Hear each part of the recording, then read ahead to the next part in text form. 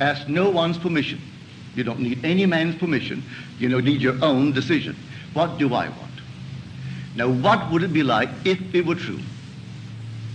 What would I feel like were it true?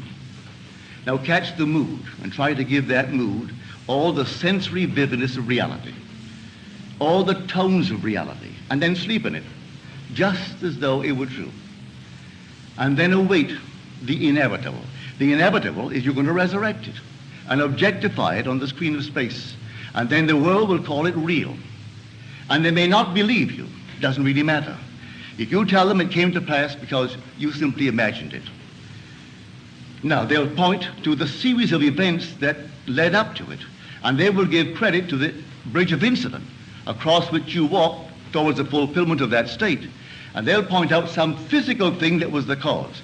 No, the cause is invisible, for the cause is God. And God is invisible to mortal eye. Who knows what you're imagining? No one knows. But you can sit down and imagine, and no one can stop you from doing it. But can you give reality to the imagined state? If you do, yes, a bridge of incident will appear in your world. And you'll walk across some series of events leading up to the fulfillment of the imaginal state. But don't give causation to any physical step that you took towards the fulfillment of it. You imagined yourself having a marvelous business. And then comes the day a building is for sale, and you haven't a nickel towards it. And not a total stranger, but a man comes in and asks you quite in a friendly manner, are you going to buy it? And knowing you don't have a penny, you say to him, as you would a friend to a friend, with what? And then he said, well, I have money. It's only in the bank drawing nothing. You say, but I have no collateral. But he said, I've watched you. You're an honest person. Your family, they're honest. I think they are. Would you like me to buy it for you? I'll get my lawyer to bid for it. If they knew that I'm bidding, that I have money, they'll bid me up. And so I get it at the very lowest price by getting a lawyer who represents more than one client, and they do not know who he represents, and he'll bid for it. Are you willing to take it regardless of the price? And you say, yes, I'll take it. But I have no collateral. All I need is your signature, that you will simply pay 6% on whatever the price is, and then reduce that principal over a period of 10 years. Agreed? Yes. But then sign this, and we'll see if we can buy it. That day, you owned the building. And you didn't have one nickel when you owned the building that day. You only had your signature on a piece of paper. At the end of 10 years, you repaid the man his principal. You reduce it every year, paying him 6% on the remaining principal, and reduce the entire thing at the end of 10 years. That man dies 20 years later and leaves you $150,000 in cash, tax-free, and a couple of homes and many personal belongings. In the meanwhile, you continue in that business, and it multiplies and multiplies. And that year was 1922, 1924. This is now 1968.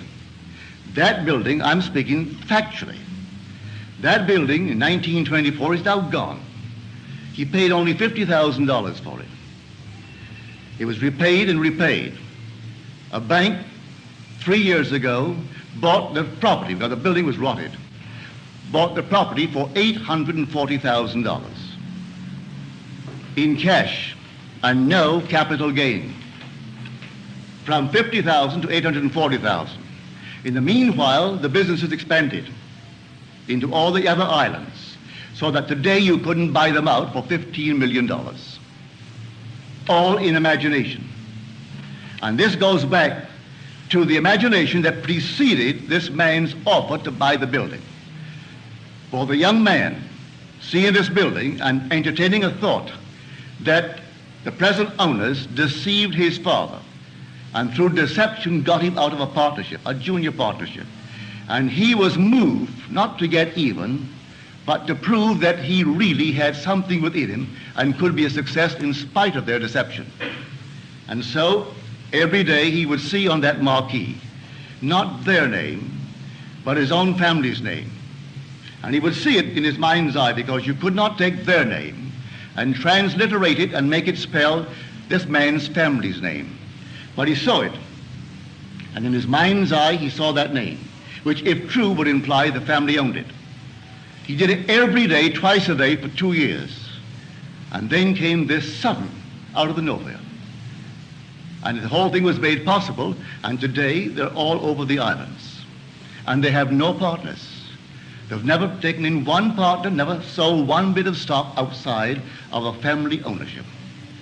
All by imagination. Now, I know what I'm talking about because I'm a member of that family. I'm speaking of my own family. This is not hearsay. I know it. My second brother, Victor, was the one in whose imagination this whole thing began to bloom. And he still works all by imagination.